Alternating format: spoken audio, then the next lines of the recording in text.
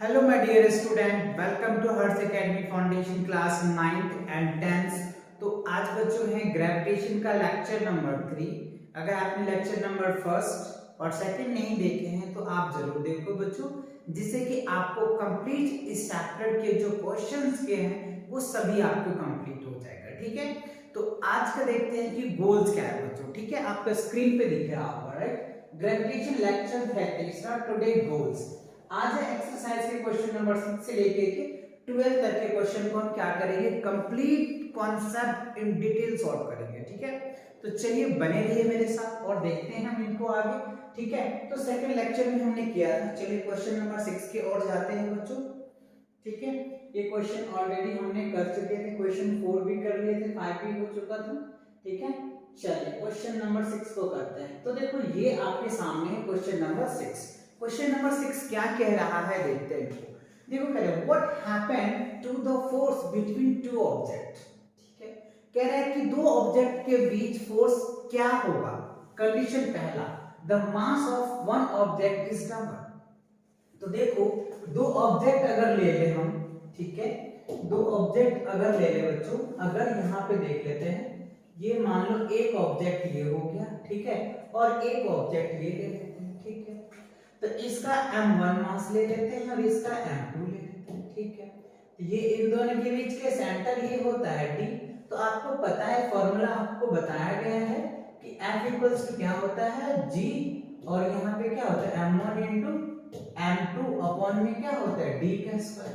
तो ये तो आपने पढ़ चुके हैं। ठीक है, अब देखो पहला पॉइंट यहाँ पे ध्यान दो, फर्स्ट में क्या कह रहा है, the mass of one object is double.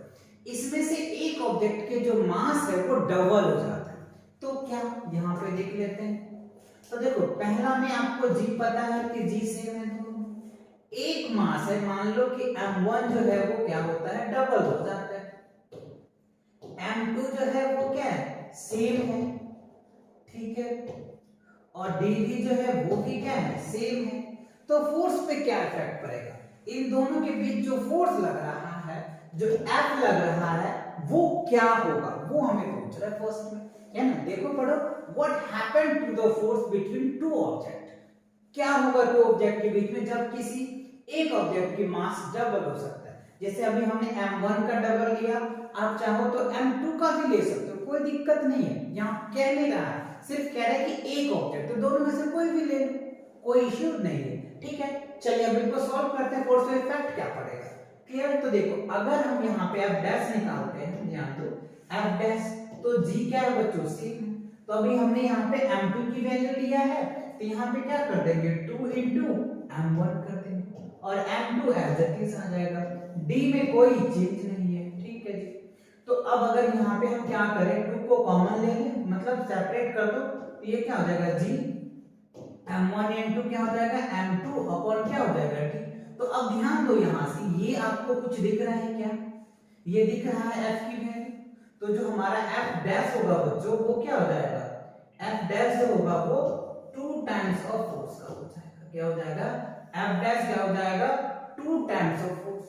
Even मतलब क्या होगा कि अगर ऑब्जेक्ट, किसी एक ऑब्जेक्ट की मास को आप डबल कर देंगे तो फोर्स भी क्या होता है डबल हो जाता है। तो आप यहाँ पे कह सकते हैं ना, that is the force becomes double if you double of one object of mass। अगर एक ऑब्जेक्ट की मास को डबल करते हैं तो फोर्स भी डबल हो जाएगा। क्यों होगा, वैसे क्वेश्चन में है नहीं क्यों होगा, तो आप ये कह सकते हैं कि जो F होता है वो डायरेक्टली प्रोपोर्शनल क्या होता है मासेस का। ये हमने पढ़ा था वैसे बच्चों, याद होगा आपको, F डायरेक्टली प्रोपोर्शनल टू क्या होता है m1 इंटू m2 का होता है ना, लॉ ग्रेविटेशन लॉ में आपने पढ़ चुके। तो अगर मास को अगर बढ़ाएंगे ऑब्वियसली फोर्स भी बढ़ जाएगा बच्चों। m2 को बढ़ाओ या m1 को बढ़ाओ, किसी को बढ़ाओगे तो फोर्स बढ़ जाएगा।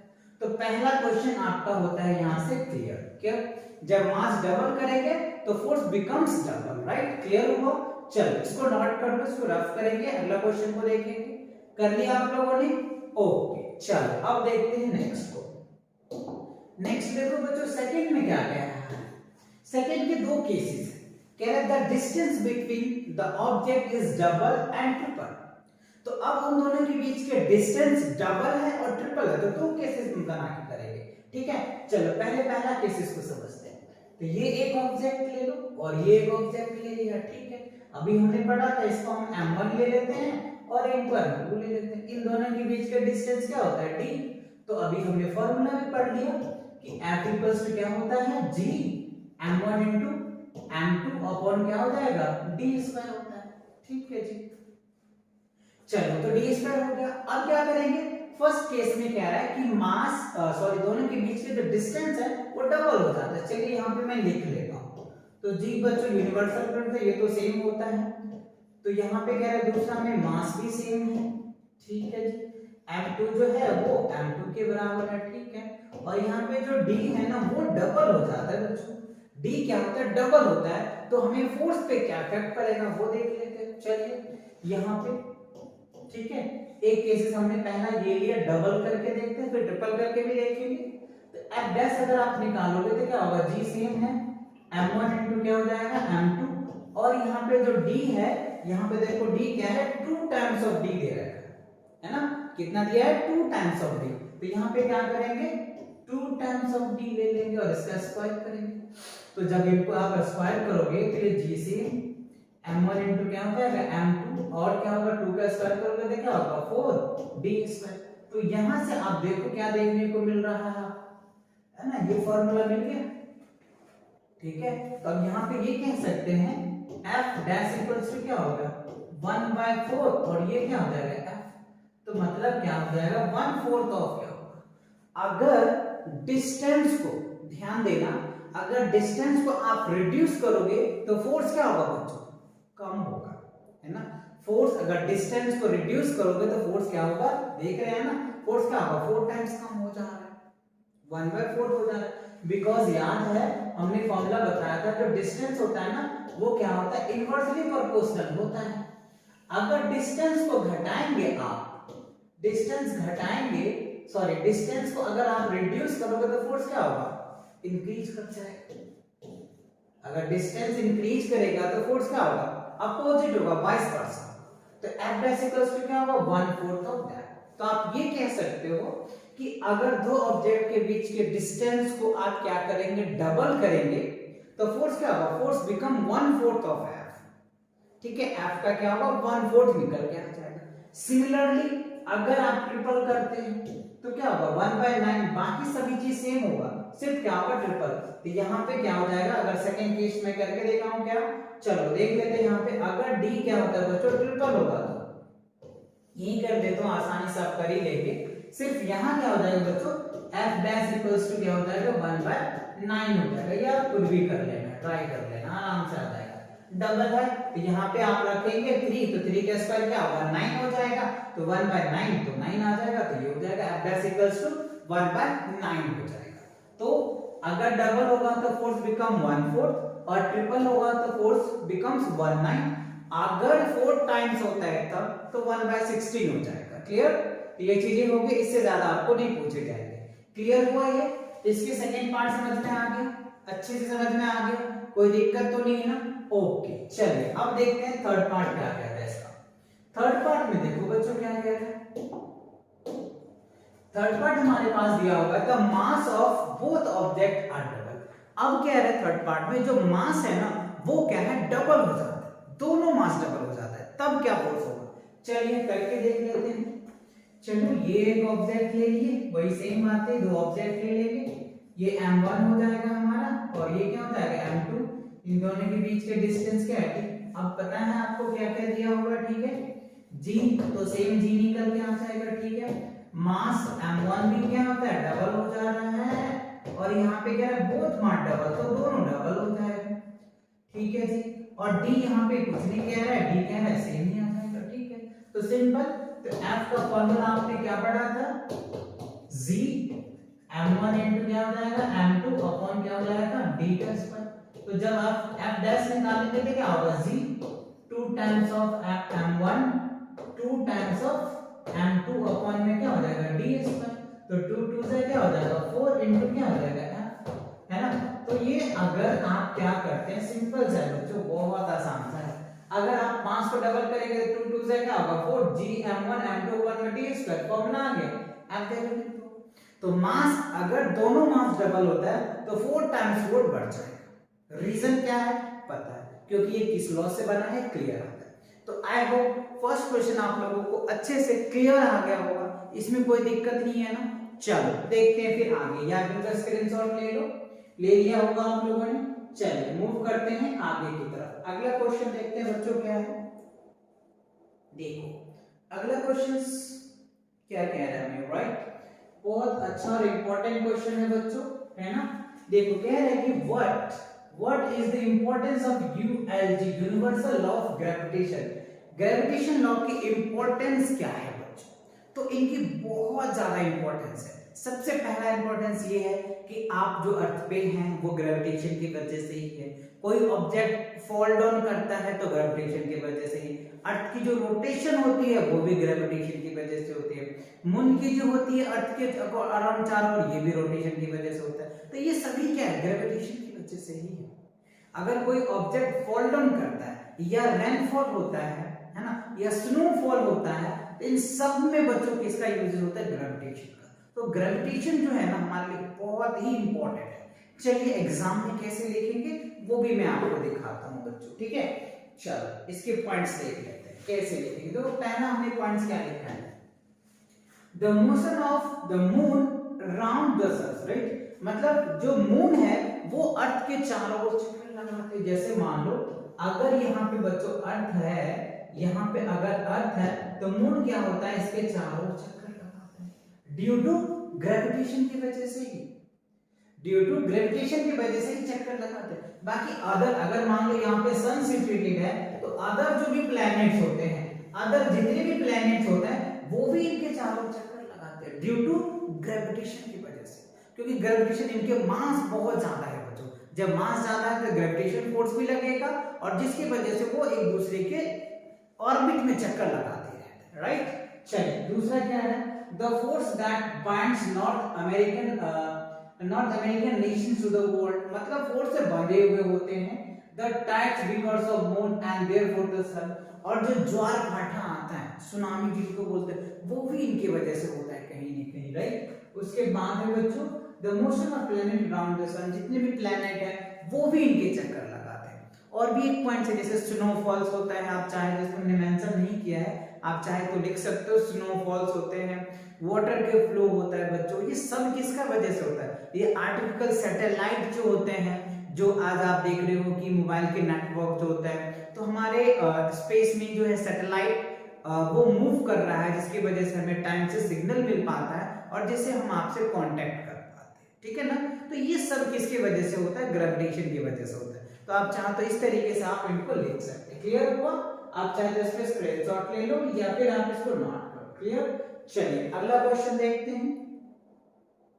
अगला देखो क्वेश्चन बच्चों कितना आसान सा है कि what is acceleration of free fall. Free fall का मतलब समझ में आता है, फ्री फॉल मतलब को अगर किसी एक सर्टेन हाइट से, मान लो इस सर्टेन हाइट से किसी ऑब्जेक्ट को गिरा रहे हो, ठीक है, विदाउट कोई एक्सटर्नल, तो जो ग्राउंड पे आएगा नहीं ना, इस ग्राउंड पे जो आएगा बच्चों, ग्राउंड पे जो आएगा ना, ठीक है, इसी को क्या बोलते हैं, फ्री फॉल। एक सर्टेन हाइट से, जैसे मान लो सर्टेन हाइट से किसी ऑब्जेक्ट को फॉल डाउन करा होगा तो उसको हम लोग क्या बोलते हैं, ड्यू टू ग्रेविटेशन की वजह से। ये हम समझेंगे, देख लो आगे बताने देता हूं। अगर ये अर्थ है, ठीक है बच्चों, ये अर्थ है और अर्थ के सरफेस पे कोई ऑब्जेक्ट होता है और वो इसके पे गिरता है तो उसको हम लोग ग्रेविटी बोलते हैं। आगे क्वेश्चन भी पूछा जाएगा, दिखाएंगे। तो इस प्रोसेस को हम लोग बोलते हैं ग्रेविटी। और एक्सेलरेशन ड्यू टू ग्रेविटी, ये जो होता है जी की स्पीड से डाउनवर्ड होता है, नीचे की तरफ, ठीक है। यहाँ पे ये क्या होता है, पॉजिटिव जी हो जाता है, यानी हमारा एक्सेलरेशन क्या होगा, नीचे की तरफ जाएगा, पॉजिटिव होगा, क्लियर। तो ये चीजें होती है, राइट। तो लिखेंगे कैसे, चलिए वो भी मैं आपको दिखाता हूँ वन शॉट में, ठीक है, अच्छे से लिख पाएंगे आप ये वर्ड लिख सकते हैं आसानी से, आपको पूरे मार्क्स मिल जाएंगे। The falling of an object from a height towards the earth under the gravitational force of the earth is called free fall, so its earth surface is 9.8, मतलब g की वैल्यू क्या होता है, 9.8 होता है, ये आपको पता है मैक्सिमम वैल्यू होती है, ठीक है ना। तो वही है फॉल डाउन, क्लियर हुआ। चलो करें आगे, ओके। देखो अगला क्वेश्चन कह रहा है what do we call the gravitational force between the earth and an object. देखो वही आगे क्वेश्चन मैंने बोल रहा था, ऐसे क्वेश्चन पूछेंगे आपको कि अगर कोई ऑब्जेक्ट अर्थ पे है, अर्थ के सेंटर से उनके सरफेस पे होता है, तो उन दोनों के बीच में कौन सा फोर्स लगता है? तो ग्रेविटी फोर्स लगता है। जैसे अभी हमने पढ़ा था कि देखो एक ऑब्जेक्ट ये है और एक ऑब्जेक्ट ये है, तो इन दोनों के बीच के डिस्टेंस ये d हो गया, ये m1 हो गया और ये m2 हो गया। तो यहाँ पे क्या लगता था? ग्रेविटेशन फोर्स लगता था। g m1 इनटू क्या होता था? m2 अपॉन में क्या होता था? d स्क्वायर होता था। बट हमें कह रहा है कि एक ऑब्जेक्ट अर्थ है और उन्हीं के ऑब्जेक्ट उनके सरफेस पे, तो क्या होगा? जैसे मान लो ये हमारा अर्थ है, ठीक है, और इसके सरफेस पे एक ऑब्जेक्ट है, तो इन दोनों के बीच में कौन सा फोर्स लगेगा? तो इसके जो फोर्स लगेगा वो ग्रेविटी होगा बच्चों। क्या होगा? इन दोनों के बीच की जो फोर्स होगा वो ग्रेविटी लगेगा। ठीक, एक ऑब्जेक्ट, इन दो ऑब्जेक्ट में से एक ऑब्जेक्ट अर्थ है और उनके सरफेस पे एक ऑब्जेक्ट है, कहीं पे भी है, तो उन दोनों के बीच जो फोर्स लगेगा उसको हम ग्रेविटी नाम से जानते हैं। किस नाम से जानते हैं? ग्रेविटी। और एक क्वेश्चन ऑब्जेक्टिव में आ सकता है, तो आप इनको अच्छे से कर लेना। क्लियर? चलिए अब इनको थ्योरी से लिखेंगे कैसे? आप इस तरीके से लिख सकते हैं। क्या? The gravitational force between the earth and object is called gravity. मतलब अर्थ और किसी ऑब्जेक्ट के बीच जो फोर्स लगता है उस फोर्स को हम लोग ग्रेविटी बोलते हैं। क्या बोलते हैं? ग्रेविटी बोलते हैं। क्लियर? चलिए आगे देखते हैं अगला क्वेश्चन। देखो अगला क्वेश्चन कह रहा है, बहुत इंपॉर्टेंट और अच्छा क्वेश्चन भी है, ध्यान देना।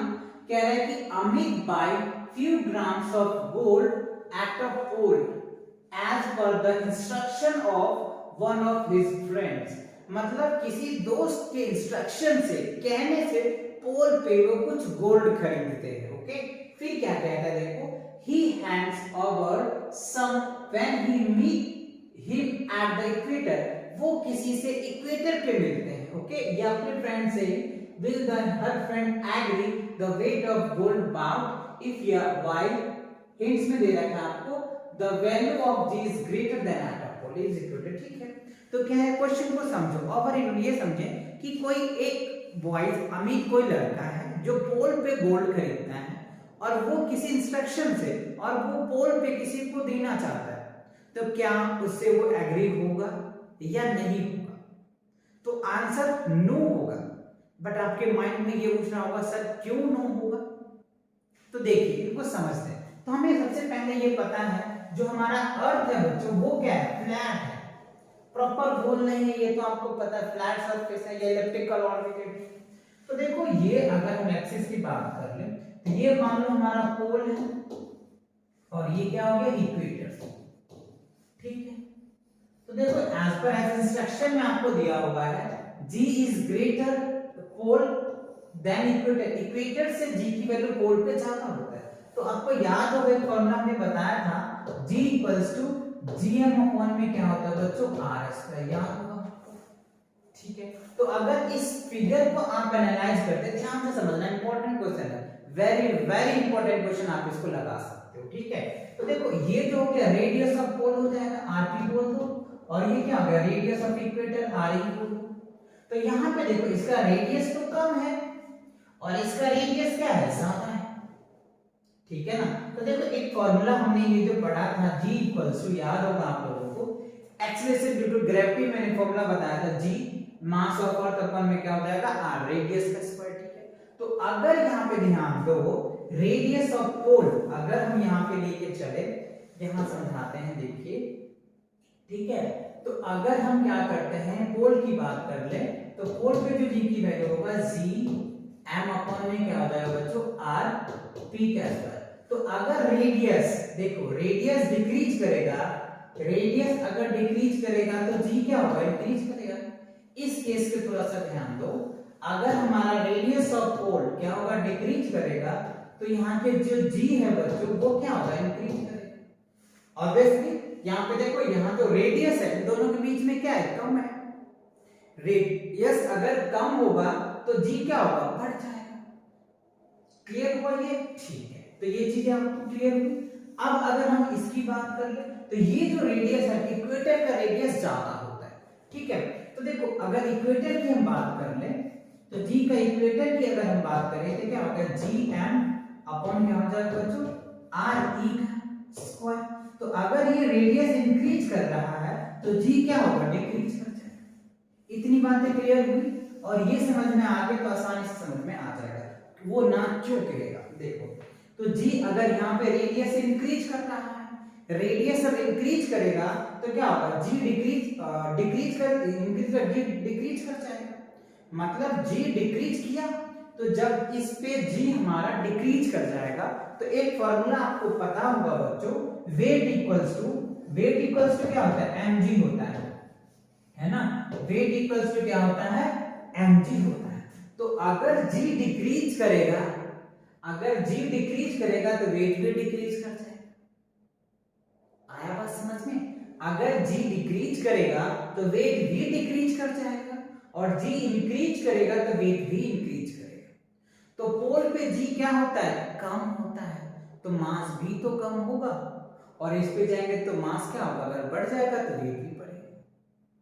यानी जी अगर यहाँ पे क्या होता है, मिनिमम होगा, तो यहाँ पे देखो जी की वैल्यू चेंज हो जाता है, और जब जी की वैल्यू चेंज होगा तो वहां पे गोल्ड हमें क्या होगा, कम मिलेगा।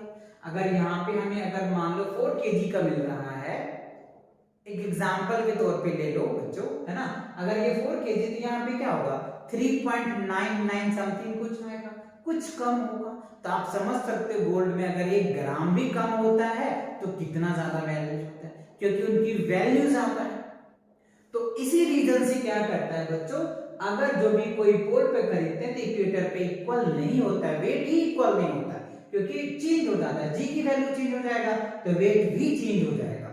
इसी वजह से अगर पोल पे कोई खरीद रहा है तो इक्वेटर पे सेम नहीं होगा, वो इक्वेटर पे खरीदना मना कर देगा। क्यों?